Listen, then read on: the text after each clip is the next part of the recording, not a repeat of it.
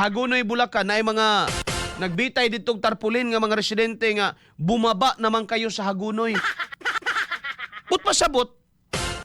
O wa sa sila gihatag ang idea, di sa sila magka-idea. Paminawa ra gud niyo. XFM Katropa. Sa Hagonoy, Bulacan, may mga nakapaskil po na tarpaulin.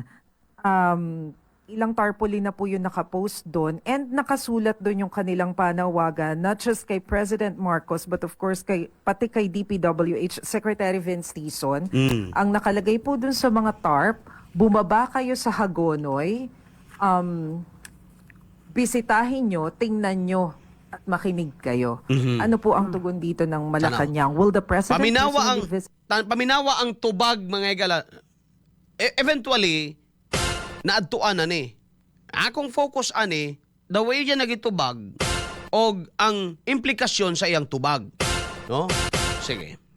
The Hagonoy to check the flooding situation there. Hindi ko po alam so far ha. Ngayon nyo lang Una, hindi ko po alam. Pero pag anong nangyayari sa Davao, alam mo lahat eh.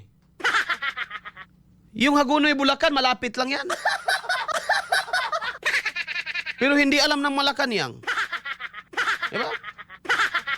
Pero bisag ko siya mahitabo mga igalang Aris Mindanao. Labi nag-Davao. Nakalista di book yun. Kay bao sila tanan. Gilunop naman ang Hagonoy mga kaigsunan, no? Ay mga balay dito di na atop na lang oy. No, grabe.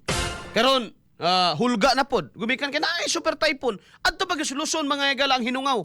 Di ba gyud siya moigo mga igala sa area sa yuta.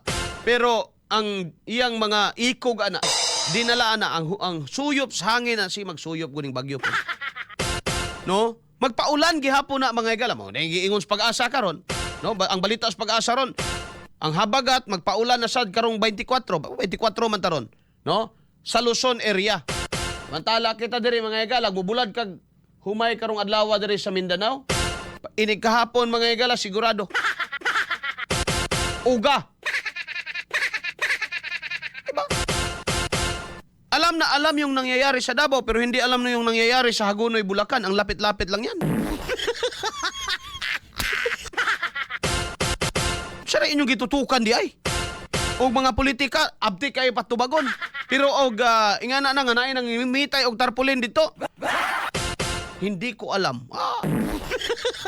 Galaw-gawa ko na istorya ha. Sige daw, padayon na. na nabanggit sa akin. Mm. So, makakarating po at mamaya sabi nga po natin ay magkakaroon ng situation briefing ang Pangulo at tayo naman po ay makakasama roon at ipapahatid ko po ang sinasabi niyo pong situation na ganyan sa ating mga kababayan sa Hagonoy.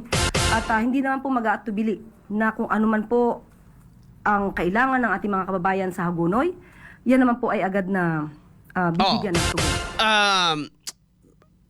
Salamat, no? Kay nahatagan naman nagpagtagad. Pero ako lang mabalik-balikan lang ba, no? It does not deny the fact, mga higala, nga wa sila kasayod. Di ba? O gwa, mga higala, giing na sa reporter, no? Nga mauna na yung mga tao dito, gabitay hindi po natin alam.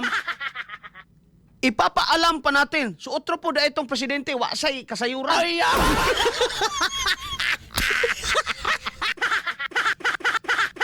wasay hanaw. Utro po itong presidente. Wasay hanaw. Kay pahibaon pa, mga higala. Although, again ha, ako lang, disclaimer lang, nahataga naman nagpagtagad. Giadtuan na ni mga higala ni Dison o ni Benhor Abalos. Duha sila nang adtuan eh. Mo gani isumpay na to ron. Pero, dili ni mga higala magpapas sa kamatuuran nga, wag yun sila masayod in the first place. Matay, mga higala. Social media pa imo. Balita pa imo. Ang Bulacan, mga higala, nilutaw na. Ni wala man lang silang alam because they are not interested siguro in the first place. Murag wa sila pakialam mga igalag. Mawala mo din, lutaw mo din.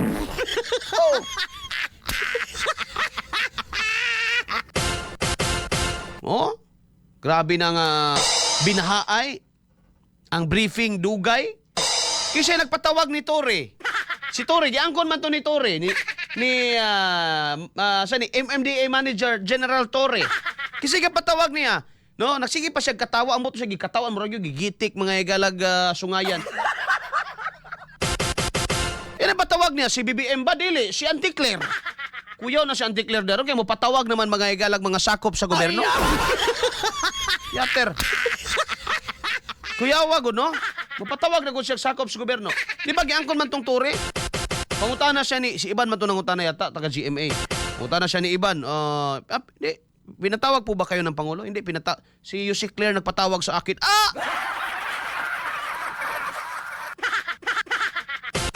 Pero sa Hagonoy, Bulacan, walang alam. Well, apparently, may alam na siya ngayon. Kaya nga naman, unahon man gud ninyo ng mga tiradas politika, unahog na ginot ng mga, no? Una-una, ang administrasyon may dakong trabaho. Kaya na magsigig saway, nga mo, ilahan ang trabaho sad na mo saway. Manalitan karon. Si Irise magyaw-yaw, si Tubit Tiangco magyaw-yaw. Pwede din mo sila ingnon nga. Magtrabaho kayo. Kayo ang magtrabaho. Uy, pwede din na. Manalitan si Kuan, si asa man si Tiangco nabutas. Pwede din siya mag-apil-apil niya mo trabaho siya pa yung dito sa Bulacan. Di ba pwede na? Ang area of responsibility mo yung trabahoon mga igala. Oh, BP Sara. Oh, para sa utok ni Abante. Oh. Binabagyo, bumabaha na. Yan apay mangita asa ko nung vice president. Ano mangita man mo sa vice president? Gana may presidente. Karon lang nga administrasyon, no? Basi wa na gyud mangita sa presidente kay di na mapuslan. Karon lang nga administrasyon nga inigbaha may gala makadungog ka ang pangitaon ang busy. Lagi karon lang ka makakuan ba nga ay daibaha niya ang pangitaon busy presidente. Anong busy presidente may pangitaon? In the first place, wa ba jud ko kabasa mga gala diag kuan nga iyahan ang trabaho na. Ngano di ba mo magitag presidente? Wa nga man yung gi-challenge ang presidente nga pahumula na sa baha. Ha? Hinay kayong lihok. Bullseye! Unahon man mga igala pag pero politika. Pag mga kaatbang sa wala. Oh, 7:57 padayon. Pero sabi nga po natin sa ngayon, hindi po talaga maiwasan ang mga pagbaha sa sobrang lakas ng buhos, no?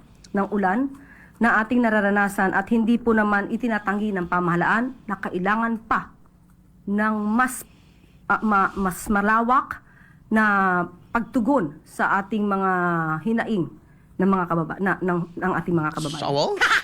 Pangita yun kayo mo tubag mo. Pinalibat-libat pang mata mga igala. Di pa unta maulian ng magsulirap-sulirap sa mata.